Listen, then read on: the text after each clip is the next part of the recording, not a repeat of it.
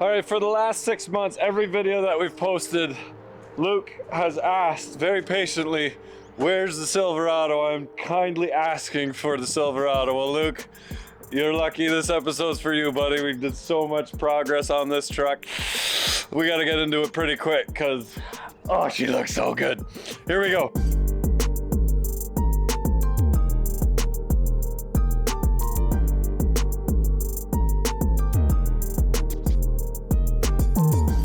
Okay, so we got our NV4500. A lot of our trucks are automatic, but a lot of them are manual as well. And I wanted to have the manual in the Silverado just for rolling those gears. So it's only a 5-speed, but we got to build this thing up a bit to hold the power that Compound Turbo Cummins is putting out now. So Chris from One Pug Life offered to rebuild it for me. So I'm definitely going to take him up on that because as you guys know, I'm short on time. But I gotta warn you that everything that I do or people offer to do for me turns into a pain because nothing is just normal. Nothing's like, oh, I'll rebuild that NV4500 because we got a whole box of goodies. And when we got a whole box of goodies, it never really fits together as good as it's supposed to. We're gonna see, but we got an upgraded main shaft, which is a lot bigger. It's got the splines going start to finish all the way on the end. For the gears that slide on that, we've got the upgraded input shaft, which would now fit our clutch really nice. And because of that, you need the housing for that to make it much bigger. We got the 5th wheel nut, and then we've got some gaskets that I don't know come with this because I had an Eaton gasket set laying on top, and some of them might have fallen in. I think some of these are NV4500, and then we got all new synchros, bearings, and thrust washers and seals. You still want to do it? Yes, sir. Okay. Right. And we're gonna load this up. We're gonna let Chris take this. He's gonna clean everything, go over everything, pop it together, and then we're gonna go visit him in his shop just for final assembly. And then that is a major step for the Silverado because really it's just a matter of just finishing it up. It was already a running, moving truck. All right, we'll get this thing off the stand and throw it in your van. Right on. Thanks, man.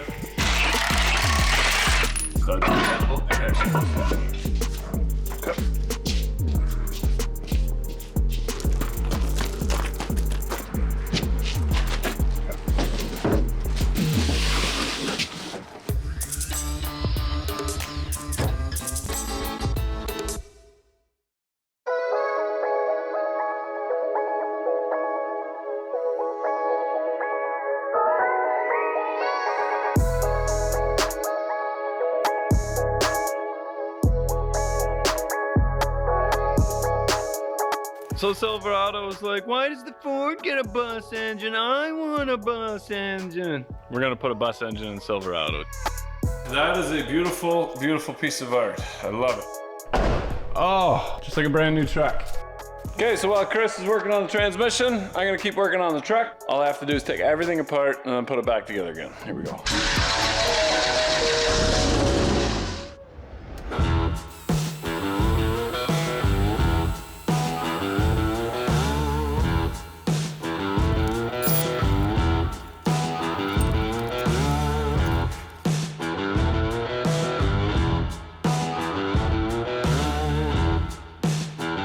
Okay, so even though the engine was already in there, I had to pull it again because the original oil pan has a sump that big, and I needed one with a sump that big. So you can see the difference. If you're getting an industrial engine or out of a school bus or a truck or something like that, you're gonna have a bigger oil pan that's gonna hit your diff. So we got these from Industrial Injection from Screaming Diesel in town. Actually, he bought a bunch before COVID and then he couldn't sell them. So they come with the hardware to put them on, 18 foot-pounds. The gasket was not damaged and stuck to the bottom of the engine, and the pickup tube is still there. So I'm gonna blow the dust off of it, even though I'm not too concerned. It wasn't, we did a lot of aluminum welding, but that doesn't have any sparks. So we'll blow everything off. All the bearings and stuff are tight. I'm not too worried about it. But we're gonna lift up on that, put the pan on it, and then bolt the engine back down for the last time. Here we go.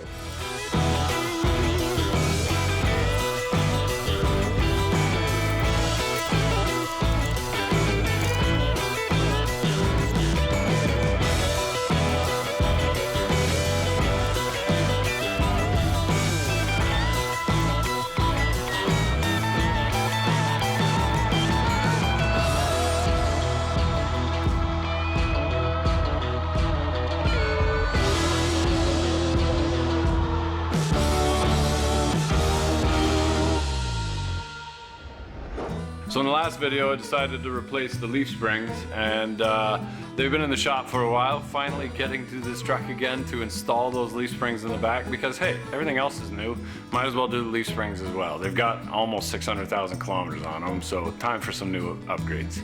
I got the back axle in there, nothing really to see there.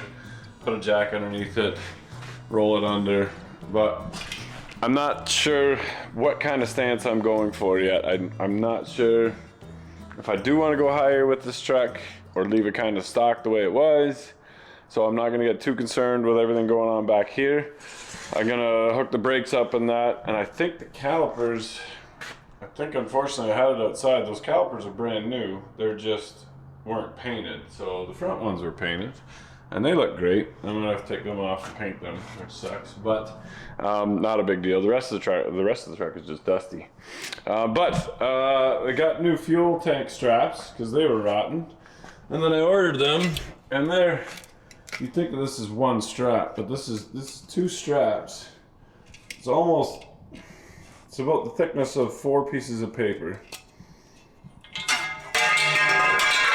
and they'll probably last because it's not like I'm going to drive this in the winter. But I've got these, which are stainless steel and like an 1/8 inch thick from the Kenworth because we went with wider straps. So I'm going to bend that up into the same shape. What I'm going to do is make a bend here, make a bend here, then make a bend here, and then cut the shape into it last in case the bends get messed up. This is really hard to work with, but I'll only have to do it once. Then we can mount the tank. We can throw a Fass on it. We got a Fass for it. Start running our fuel lines, and hopefully by then we'll have the transmission back, and we can mount the transmission at the same time. Okay, so fuel tank straps turned out just perfect. And when this truck is found in a field, 75 years from now, all overgrown because of the apocalypse, those straps will still look like that. I got the rubber for them, so I'll put the rubber back on them again, but before I do that, might as well grab the tank and empty all the fuel out of it and mount the tank. So that's where the tank is. We'll clean that up, make that brand new, and get ready to mount that. Okay, so while Chris is rebuilding the transmission, still got a transfer case we got to deal with. And I honestly made a video on a transfer case way back, and we'll put the link in the corner here. So I don't really need to do it again. So basically all I did was take my transfer case apart, and it's basically a parts assessment and a painting of the case so it looks pretty against the new built NV4500.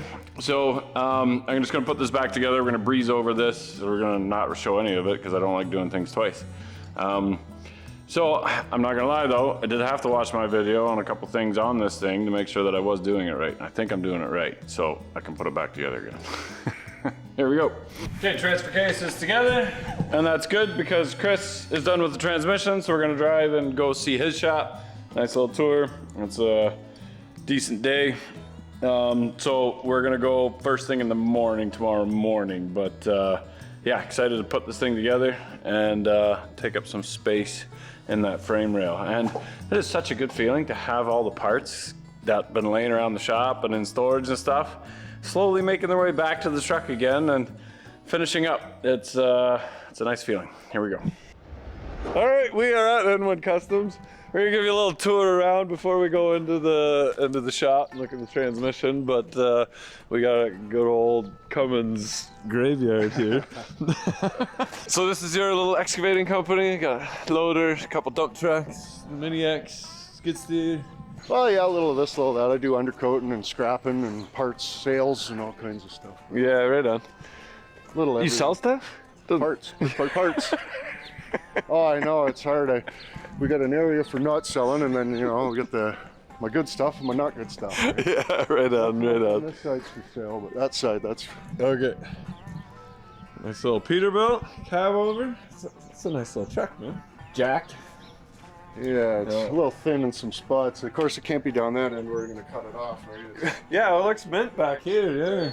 I just put the cab in the box on this frame and everything, and I'll have an upgraded everything, right? With a lot easier, I figure. Yeah, right on. Little Cummins. Yeah. 24 valve? Yeah. Nice. Second gen type, I don't know. I figured the worst case I could tear it out and put a 12 valve in there easy enough. Yeah. Turbo's backwards. Yeah, right? Yeah. All kinds of weird stuff going on. Yeah. I seen your buddy with the cat case skid steer and his engine was all dickered. I got the same engine in that one. Oh yeah? It started making me freak out a little bit. Well, don't tip it on its side and run it out of oil. Yeah. Oh yeah, no, You're don't okay. do that here. No, you're okay. Yeah. So, but we do have a spare engine if you need it. Got the nice homey feel of a shop. I love it. Most of your wrenches are hanging up. Look at that. I usually have like 4 left hanging on the wall. Well, I did put stuff away because I knew I had. Oh, I okay. did clean up a little bit. Oh, that's perfect. So is there general repairs and stuff here for other people too, or just yourself? Oh, I'll try not to. No, I usually okay. just work on my own stuff. Okay. Dig a hole for a guy, but fix his car is stressful. That is true. Yeah. Because that transmission went together no problem, right? Oh yeah, easy peasy. Ta-da. Right on. She's all in there now. Right on. And it spins. Yeah. It's not all locked up. That's a big. And that is quite the nice beefy input shaft. And the output shaft, that's not upgraded, is it? Oh yeah, no, this is an upgraded shaft too. I thought it was. Yeah. Because it's got the two.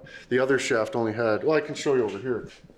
And she dug into where there's no splines. Huh. That's everything we sort of took out of it, right? Yeah. But even your synchros and everything, they're still plenty good. Very little wear on it. I mean, they're really? still sharp. Really? Yeah. I thought a couple of them were. But like, I don't know, whatever, it's almost like the oil or something they put in it wasn't right because it's, I don't know, real slimy kind of. But like, your synchros are totally good. Oh, okay. And I mean, the bearings are good too, but I mean, if you're going to replace it, you might as well. Yeah. And then like all this and that. Your old input shaft is kind of crusty. Yeah. Yeah, I think this one just came from Andrew's yard, scrap yard. Yeah, but really it was in way better shape than the one that I did for myself. Okay. This is all the parts from the one I did myself. This one's actually not too bad, but you can, on some of them, you can feel like feel that ridge in there. Right? Oh, yeah, you can see it. So it's like all my gears, my input shaft and all that. Yeah. That guy. I was planning, nice, little homemade jobber. Yeah, to get because like on the 2-wheel drive ones, that spline's not pressed on there, right? Like that. This one here isn't pressed on there. It just sits on there. Okay. So then it's more of a pain to put it together because it's falling apart while you're trying to wrestle it in the. Right. This one presses on there, and that was sort of the issue, right? I was seeing the top of that spline, but it has to come down to about there. Yeah. And that's all that it was. Whatever. Yeah, right Done on. now. Yeah, well, that being said, the entire build is going on your channel, Pug Life. So check that out. We kind of have to fast forward that through our build. We got so much on the go. When Chris offered to build it, I took him up on that. So Pug Life and lots of other videos on there, right? Oh yeah, I got like almost 4,000, I think. Oh, there you go. Been doing it a minute. Yes. We're gonna throw that in the back of the car. And I'm like, where do I find the time? But how much time you got in there? Well, really, I mean, if I didn't have to take it apart 3 times, it would probably only take 2 hours, but. Oh, okay. So 6 hours? That's not bad. Yeah, not too bad. That's awesome, man.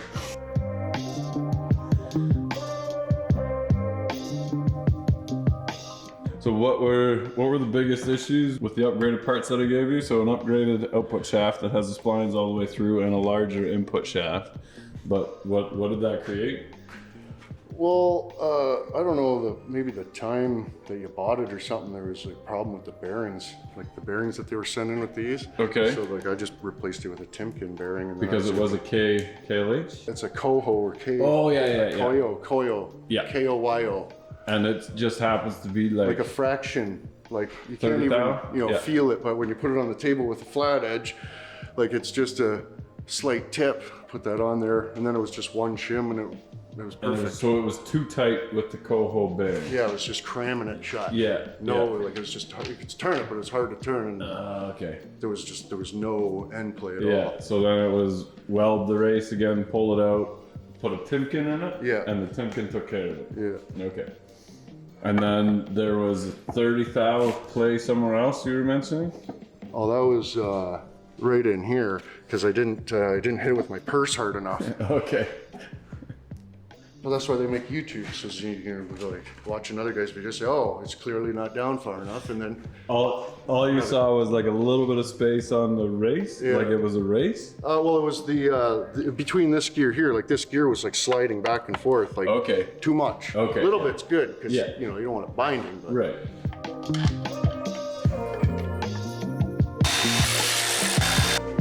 Just the right amount of. About as fat as your fingers. What do you want to see? So you just want to set this on? You don't want to glue Well, it? you don't glue it, just in case I have the other one's in better shape. I thought about that after, but we'll throw the bolts in it. For sure. I gotta make the noises too. Got maybe $2,500 into it. That's with the LED lights. Most of that's actually the front axle. Because I bought the truck for $1,500, sold the the 360 and the automatic out of it and the drive, the axles and everything, the whole drivetrain for $1,500. So Nice. the truck was basically free. I had another truck that I called the Black Marmaduke, and it was a cab and a half long box dually. And so I just took the whole drivetrain out of that because it was pretty much had the Trisket, right? It was Yep. an old '92 Cummins Dodge. It's Yeah. pretty much junk. This one sat in the field, and it was Ministry of Natural Resources, so it's only had 51,000 kilometers on it, Nice. but probably had 51,000 hours too, right? Yeah, just sitting there keeping warm. Right.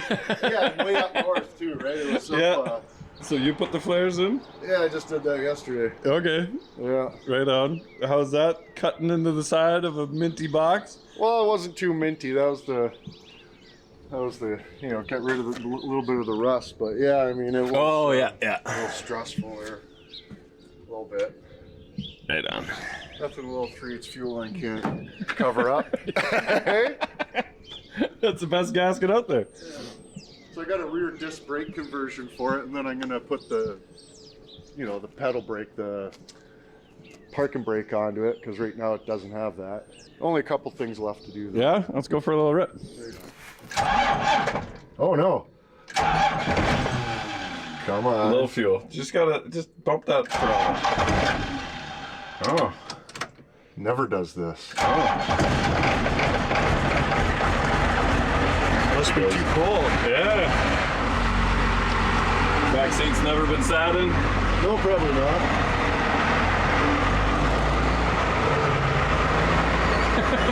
A little smoky.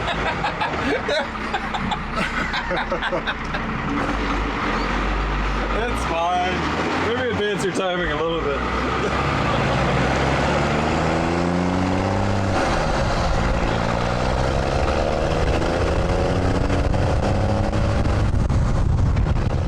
Get up to 80, 90, 100 kilometers an hour, and the thing's just shaking, eh?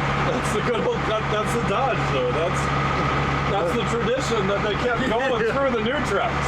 Yeah. Like the new trucks are awesome, and then out of nowhere, everything just shakes. It's like this is what it used to be. Like, don't worry about it. Some people call it death wobble, some people call it the Dodge engineering.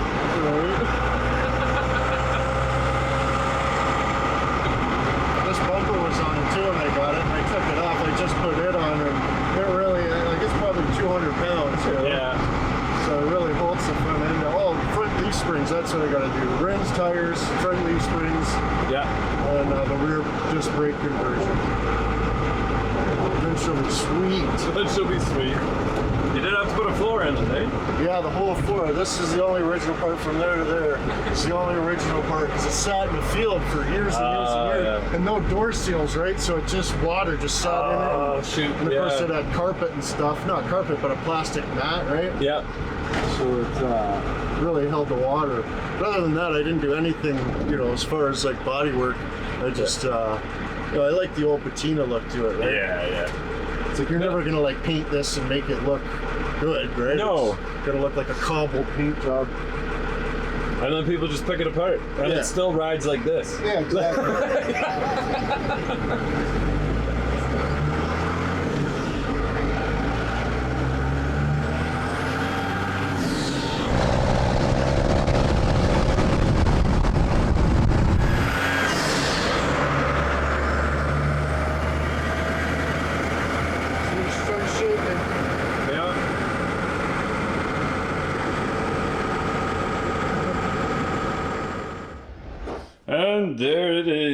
throw the bell housing on it, new release bearing and a shifter fork, and that transfer case, and she'll be that much closer. This isn't the final shifter cover yet. I gotta sort that out yet, but see which top cover is in better shape. But I want to put this thing in place so bad.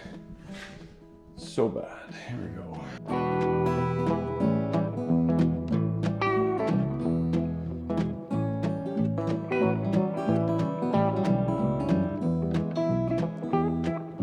Well, I left Chattanooga, boy, had $1 and a dime. Headed out for Nashville on the Hard Rock Line. I'm working on that old steamboat and learned to rob and steal. When my feet had touched dry land, how happy I did feel.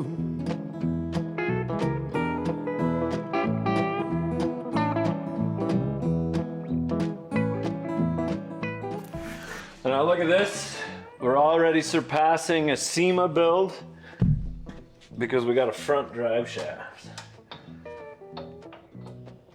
Just wow, simply wow. Moves the front and the back.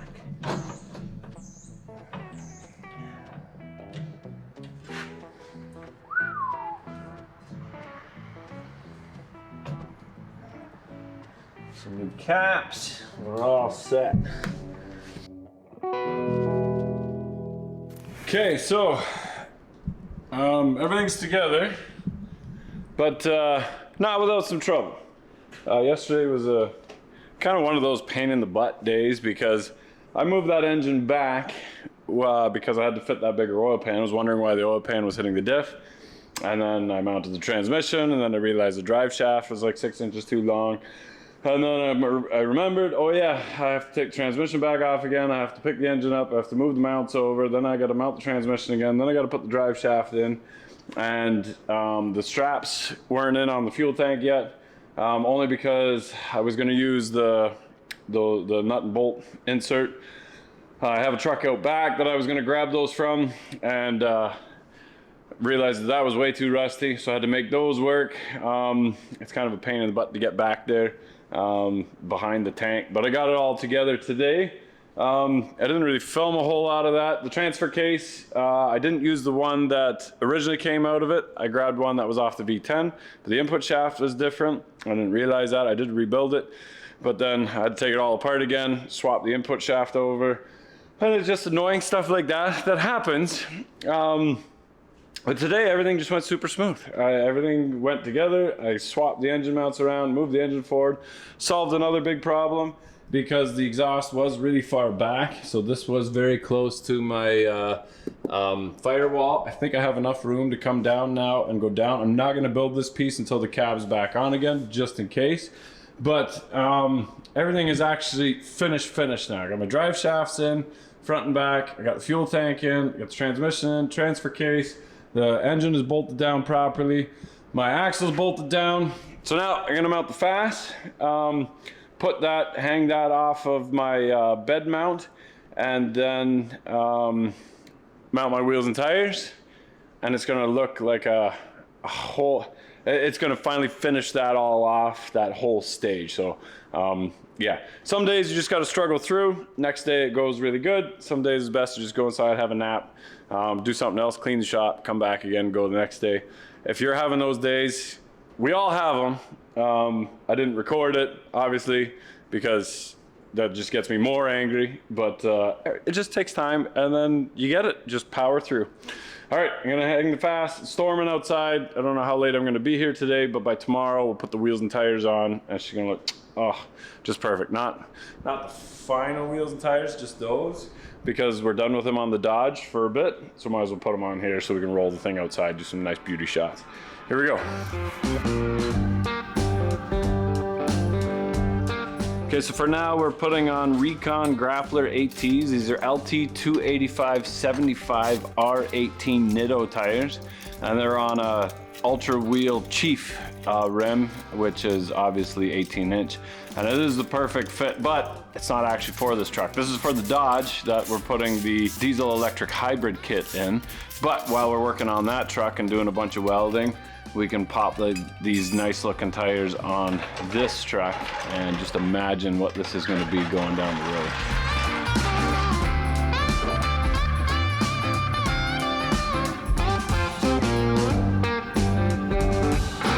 All right, so the Fass is mounted. It took me a while to get all my fittings and find the fittings, but these lines are Teflon coated from Deechworks.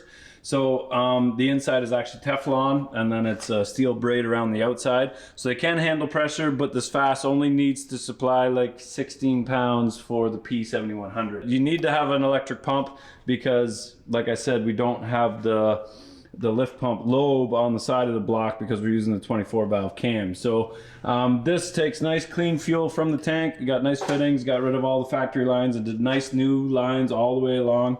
So we've got supply going in to the Fass, and then it takes all the air and the crap and the water out of the fuel and then pumps it back in again. I'm missing a couple fittings, but this return is going to end up back here, nice at the top. I'm going to put a fuel sending unit from Holley in it right there. A nice clean tank. Now it's time for some go-go juice. It doesn't hurt to just throw just a little bit of extra lubricity in there. The automatic transmission fluid is really good for the mechanical pumps. It really helps lubricate everything that extra little bit, especially on the initial startup. Now you can put the drain at the bottom of the tank, but I do find that because the tank is so long, it sloshes, and then when you get low on the fuel, it tends to just starve for a second. Now the Fass will make up for that, but it's still happening. So by using the stock one, that fuel supply is stuck inside that canister and it refills it, but it doesn't slosh out immediately, so you always have fresh fuel available. Okay, so I got the last of my fittings in. So I put the bulkhead through the side there, all sealed up nice for my return. The Holley sending unit there, we got fuel in there. Now it's time to put some oil in the engine.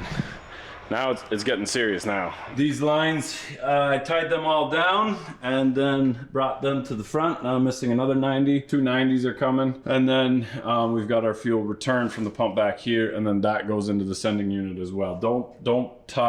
It's not great to tee your return from your pump into the return from the Fass. Just make another bulkhead fitting that's sealed and you're good to go. A couple other things I did to my truck was a fleece coolant bypass. So basically just a fitting that comes out of the side of the block there. There could be a plug there or a port there, and then a nice line and a bracket holding that up, and to a thermostat at the back. So what happens is this is made by Fleece, and there's a thermostat in here. So when this warms up, it will open up and allow coolant to go to the back of the engine as well, because number 6, because we've got all that extra power, number 6 has the tendency to overheat first because the coolant can't get there quick enough. So it's kind of a must when you add all this power-driven diesel goodness on there.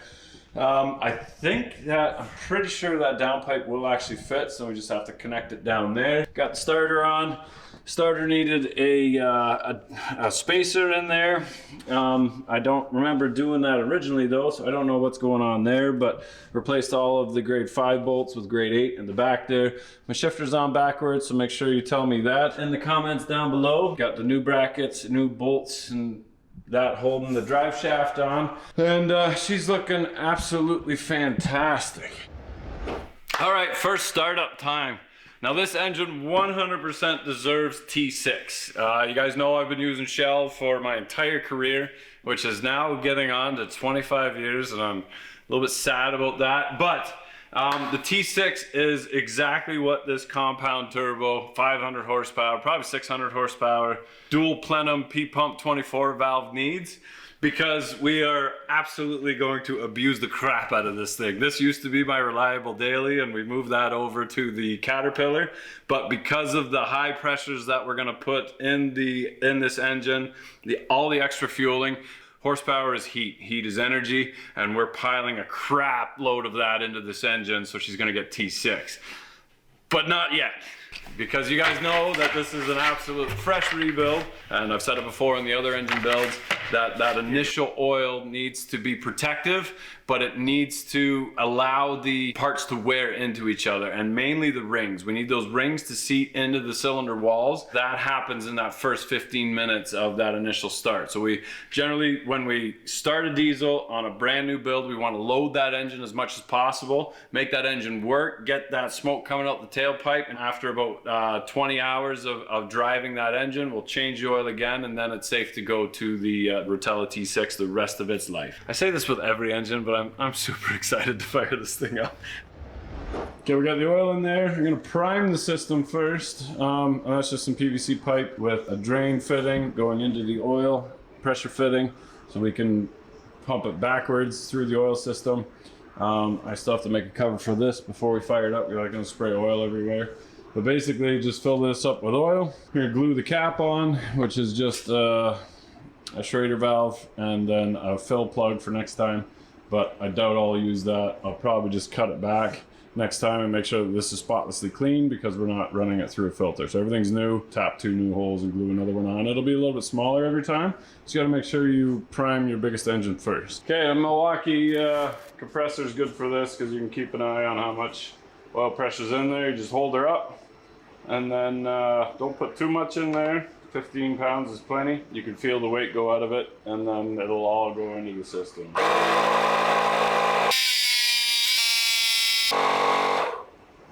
So I'm at about 30 pounds. I can feel it getting lighter. All that goodness is going through my engine. Nice. Just a little bit left.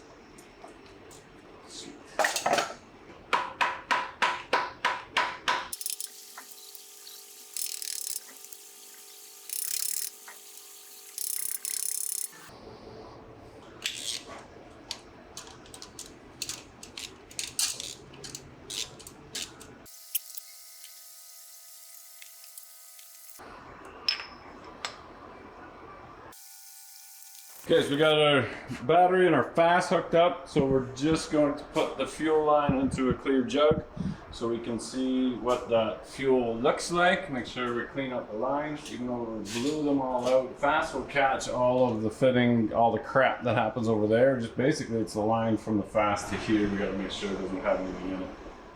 So we'll do that. Pour in some fuel, there we go. Air. Now it's red because I put that ATF in there. And that can go right in the tank. Nice, and the fuel looks really good. I don't see any pieces in the bottom.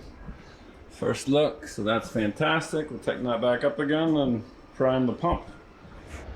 So I heard it coming out of the return there. Keep in mind, you have to have that pressure regulator coming out of the pump, otherwise the fuel just goes through the pump.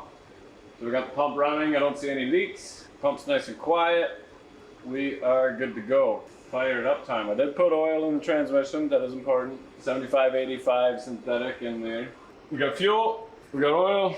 I can't run it too long because the power steering pump is empty. It's not good to have that run, but we can make some smoke anyway.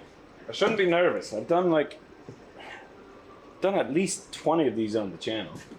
Okay, I got the hold-in windings on, so that's your ignition. So there's the white wire, I think, is the pull-in, the red is your hold-in, and your black is ground. So you need to have the white wire hooked up to the starter, so when you're cranking it, it pulls the fuel in, but that's a stronger winding than the hold-in, and it'll burn out if you keep it energized. So then you let go of the starter, it kills that wire, but then you keep power on the hold-in winding. So they're connected to the battery. Fass is connected. We got fuel, we got oil in the engine, we got oil in the transmission, we got it in neutral. And all I want to do is just try and see some smoke coming out of the tailpipe.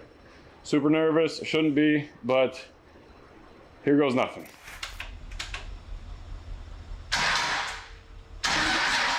Oh, well, that's not bolted in, so now I can run it a little bit longer. That sounds good so far.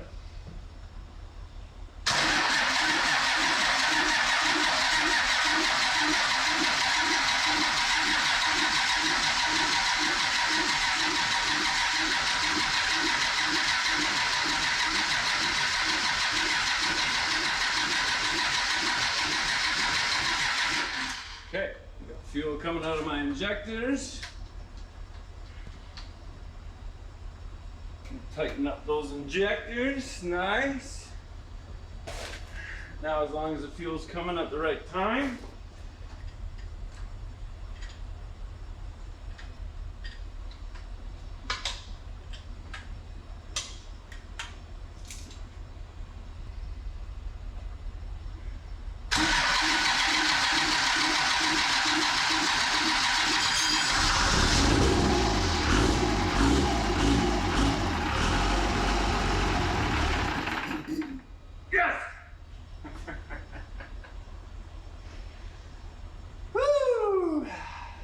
No holes inside the block, it's running.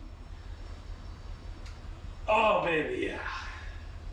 What a feeling, wow. Oh, I love it. I'm gonna fix that exhaust and then we'll fire it up again.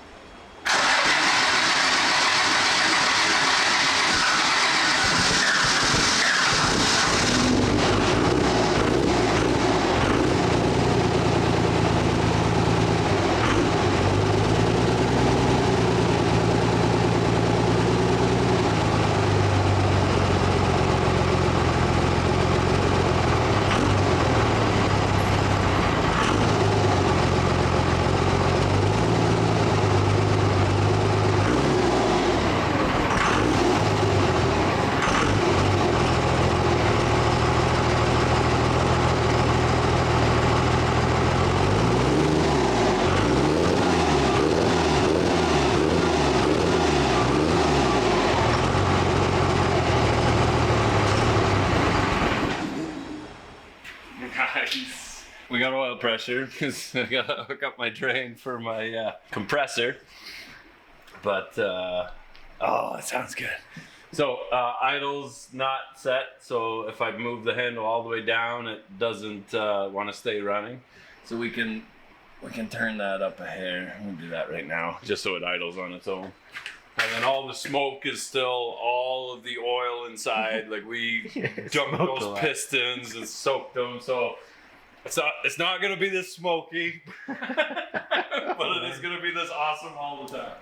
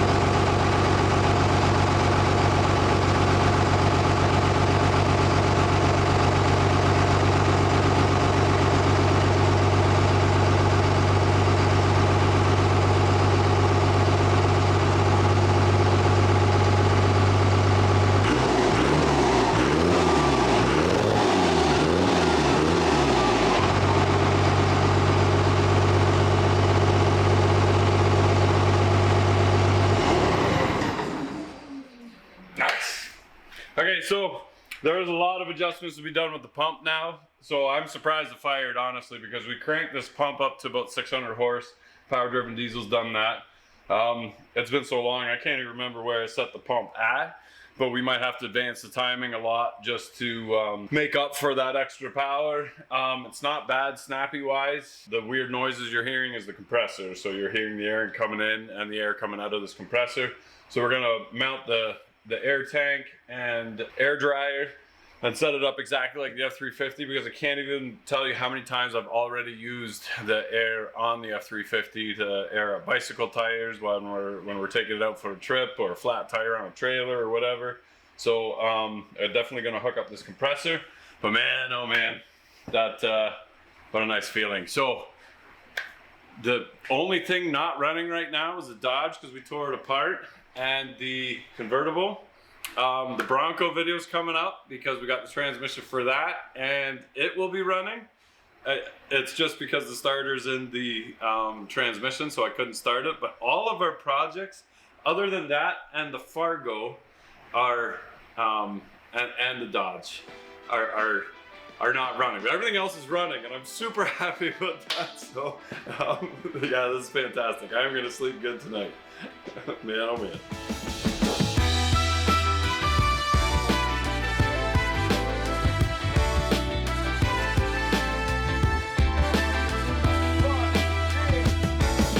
Alright, I got a pile of work done on the Silverado. Hope you guys enjoyed this episode. Now, other channels might turn this into 8 different videos, but I've been working on this non-stop, kind of picking away at stuff. The transmission was a big thing, so thank you very much for Chris for doing that. Check out Pug Life and all his videos.